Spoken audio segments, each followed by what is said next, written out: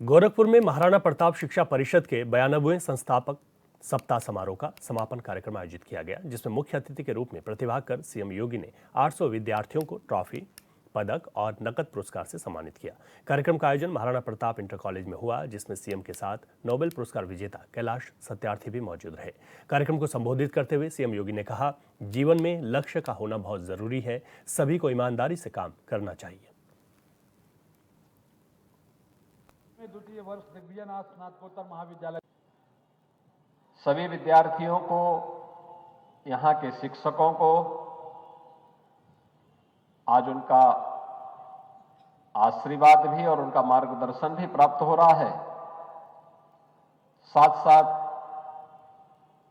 इसी बहाने महाराणा प्रताप शिक्षा परिषद उनका अभिनंदन भी कर रही है। मैं इस अवसर पर उनका एक बार फिर से हृदय से अभिनंदन करता हूं, स्वागत करता हूं।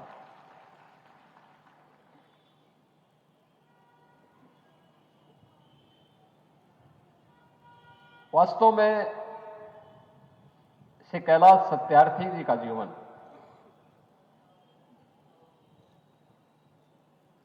जीवन के प्रत्येक क्षेत्र में कार्य करने वाले उन तमाम लोगों के लिए एक प्रेरणा है, और खासतौर पर युवाओं के लिए,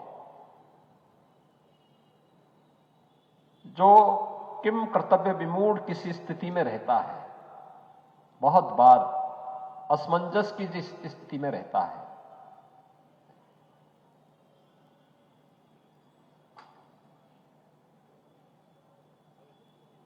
महाराणा प्रताप शिक्षा परिषद के अध्यक्ष प्रोफेसर उदय प्रताप सिंह जी ने अपने संबोधन में इस बात का उल्लेख भी किया कि जीवन में जब व्यक्ति आधी अधूरी तैयारी के साथ चलता है,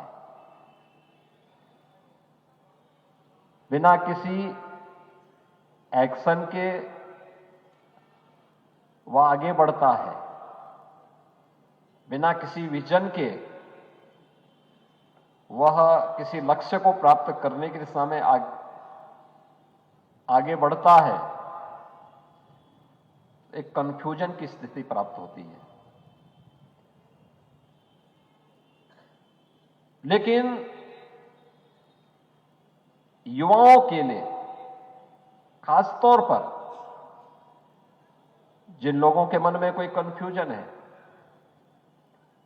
किसी प्रकार का कोई संदेह है, उनके लिए यह अत्यंत महत्वपूर्ण है कि जीवन का उद्देश्य केवल डिग्री हासिल करके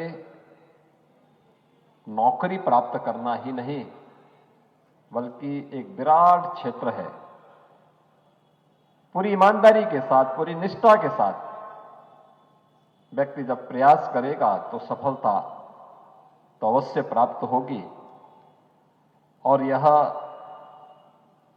श्री कैलाश सत्यार्थी जी ने अपने जीवन के माध्यम से लाखों लोगों के जीवन में परिवर्तन करके यह साबित किया, और उनकी सेवाओं के लिए नोबेल शांति पुरस्कार और दुनिया के अन्य अनेक प्रतिष्ठित पुरस्कार उन्हें प्राप्त हुए हैं।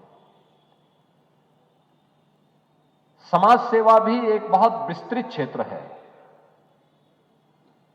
और अनेक लोग अलग अलग क्षेत्र में अपने आप को लगाए हुए हैं। कोई समाज सेवा में, समाज निर्माण की प्रवर्तमान कार्य के साथ जुड़ा हुआ है, कोई धार्मिक और सामाजिक चेतना के माध्यम से सदाचार और नैतिक मूल्यों के प्रति समाज को आग्रही बनाने के लिए अपना पूरा जीवन लगाया हुआ है। कोई महिलाओं के उत्थान के लिए कार्य कर रहा है, कोई बच्चों के लिए और बालकों को एक सही दिशा देने के लिए उनके शोषण मुक्त व्यवस्था और शोषण मुक्त समाज की स्थापना के लिए अपना पूरा जीवन लगाया हुआ है। कोई अन्नदाता किसानों के जीवन में परिवर्तन करने के लिए लगा हुआ है, और कहीं ना कहीं जीवन के किसी एक क्षेत्र को चुनकर के व्यक्ति अपनी रुचि और अपने अनुरूप भी कोई एक क्षेत्र चुन करके उस लक्ष्य को प्राप्त करने की दिशा में आगे बढ़ सकता है। महाराणा प्रताप शिक्षा परिषद अपने संस्थापकों की भावनाओं के अनुरूप पिछले 92 वर्षों से उन मूल्यों की स्थापना के लिए, उन आदर्शों के लिए समर्पित भाव के साथ कार्य कर रही है, जिनके लिए महाराणा प्रताप शिक्षा परिषद के संस्थापकों ने अपना जीवन समर्पित किया था। याद करिए, यह कालखंड और कौन सा रहा होगा जब यह देश स्वतंत्र रहा होगा। गुलामी की बेड़ियां इसे जकड़ी हुई थी। बहुत सारे लोगों के मन में तब भी कंफ्यूजन रहा होगा कि हम तो एक गुलाम देश के नागरिक हैं, कैसे काम चलेगा। लेकिन तब भी महंत दिग्विजयनाथ जी महाराज ने 1932 में महाराणा प्रताप शिक्षा परिषद की स्थापना करके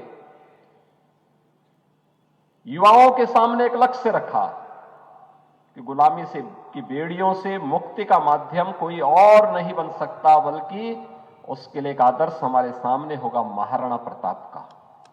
स्वदेश और स्वाभिमान कैसे होना चाहिए, वह महाराणा प्रताप के त्याग और बलिदान से हमें प्रेरणा प्राप्त होती है।